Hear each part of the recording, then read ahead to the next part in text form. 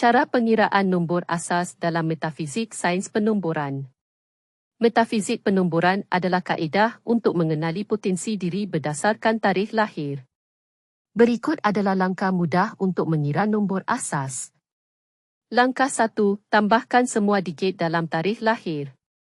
Contoh, tarikh lahir 15 Julai 1990, 15 Julai 1990. 1 tambah 5 tambah 0 tambah 7 tambah 1 tambah 9 tambah 9 tambah 0 sama dengan 32. Langkah 2. Hasilkan satu angka tunggal. Jika hasil pengiraan pertama lebih daripada 1 digit, tambahkan lagi.